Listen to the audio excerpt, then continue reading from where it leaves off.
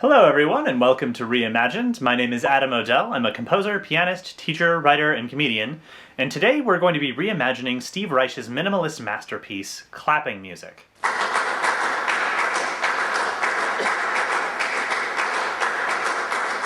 Considered one of the important works of early minimalism, clapping music is arguably the most well-known work from Reich's early catalog. Praised for its economy of materials and simple but effective composition, unique for its time. And we're gonna mess with it! Though I should probably talk about it a little bit first. Clapping music was written in 1972, toward the end of what many consider Reich's early period. His first major work was It's Gonna Rain, composed in 1965, followed shortly by Come Out in 1966. These pieces were composed using tape loops, where identical recordings on separate tapes were gradually moved out of phase with each other.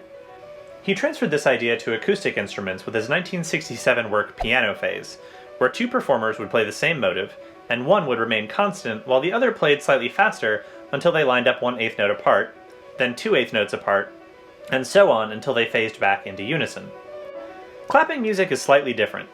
Written 5 years after Piano Phase, between which Reich wrote a number of other phase pieces, clapping music does away with the phasing aspect, instructing the second performer to shift by 1/8 note immediately, rather than reaching that point via a gradual phase. So that's a very brief and incomplete history of Reich's phase music, and unfortunately where a lot of people's knowledge of Reich's technique ends. But to end it there would be like saying that Mozart's music goes from 1 to 5 to 1. It's like, yeah, on some level that's probably true, but that's not really the cool part. With Reich's early works, it's not enough to say that he gives the same line to two performers and has them phase from each other until they line back up again. In order to really understand why Reich's phases work, we need to take a look at the resultant patterns, or the combined effect of the two separate lines at different stages of the phase. To demonstrate this, I'm going to use the greatest pedagogical tool known to humankind. Candy. Like many of Reich's early instrumental works, the lines are composed in 12 pulses, specifically an alteration of the fundamental African bell pattern, with a group of 3 claps, then 2, then 1, then 2 again, with 1 pulse of rest between each group. This gives us 8 claps and 4 rests per measure in each line. With the performers beginning in unison, the 4 rests on pulses 4, 7, 9, and 12 are heard clearly, but when the phase begins, the changing line fills in the cracks of the constant line, and our first phase period has no audible rests, but it does have pulses that sound louder than others as a result of some pulses having 1 performer clap and others having both. As the piece goes on, the resultant patterns contain between 0 and 2 pulses of rest per measure, with each phase period having different combinations of audible rests, until we finally return to the phase where performers line up again. So that's cool and all, but in order to do something in the spirit of reimagined, we'd have to find a way in which modern technology could make us rethink an important piece in the literature. And, you know, for Brahms it was easy because we had over 100 years of technology to work with, but with the Reich, we'd have to find something that has been invented since 1972 that would make us rethink the way that we look at a piece. It's about the rhythm and volume of clapping. And, Clap on, clap off, clap on, clap off, the clapper.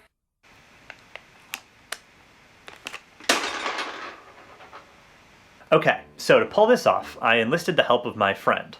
By day, he is bassoonist Eric Heidbreder, who teaches in the Chicago area and plays for the acclaimed new music group Fifth House Ensemble. By night, he is comedy singer-songwriter Springbo, who writes silly songs and streams Oregon Trail on Twitch on Thursdays.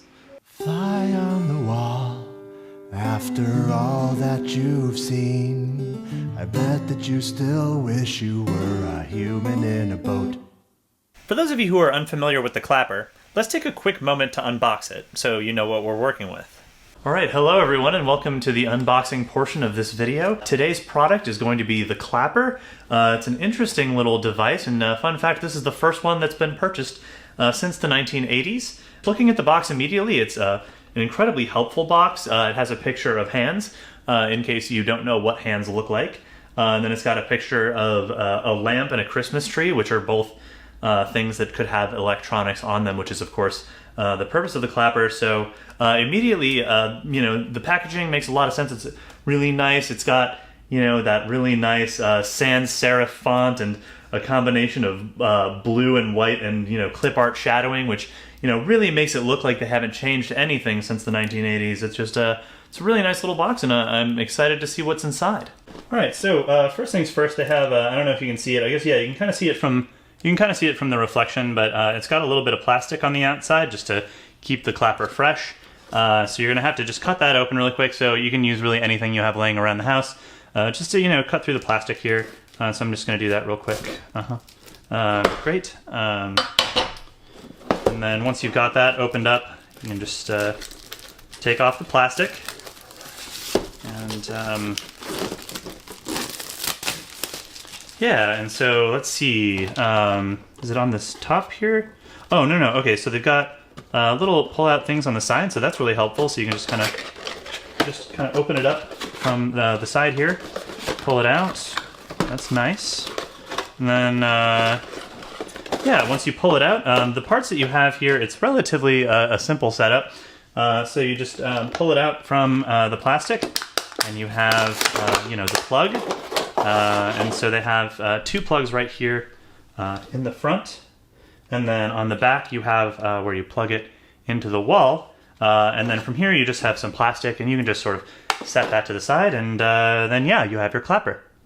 We met at his apartment in Chicago to perform and record clapping music, with several appliances hooked up to clappers. This included a few lamps, a recliner, and a Dremel tool.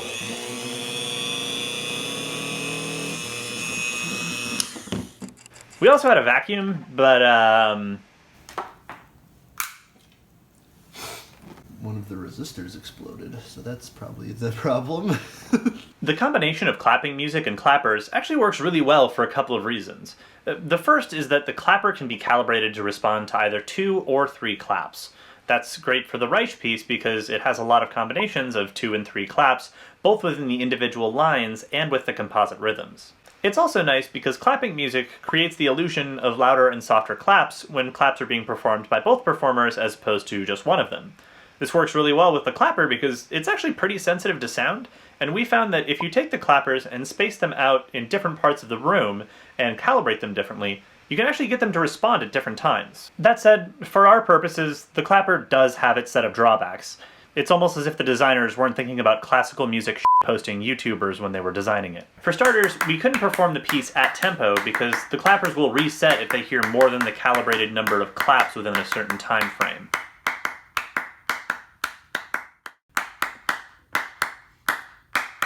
Oh, okay. There it went. Interesting. Okay.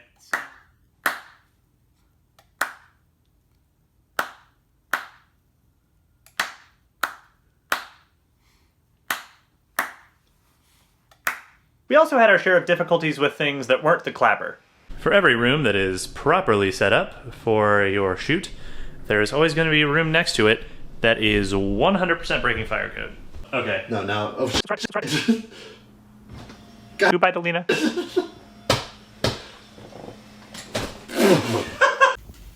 Can't wait to be retweeted by Classic FM.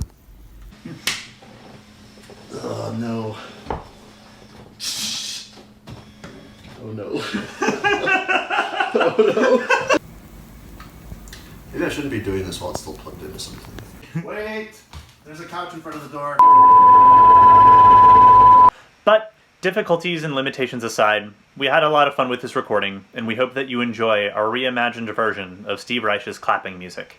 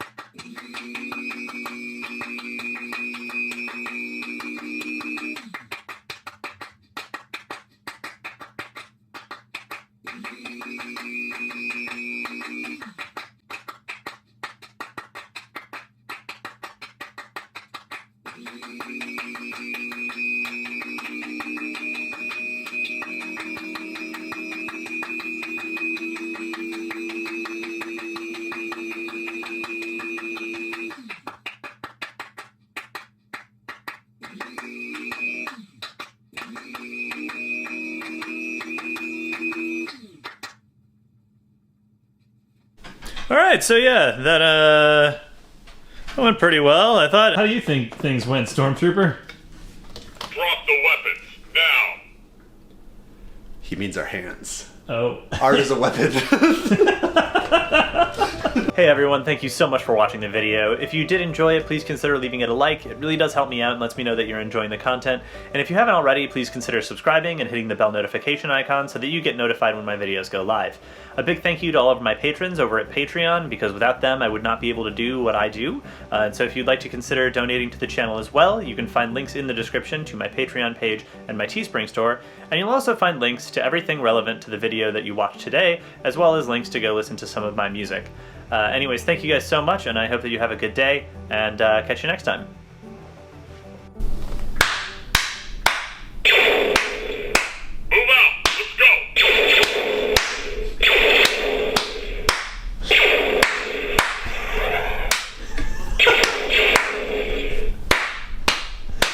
Sir, distance leaders, put down your weapons. We're taking you into custody. You.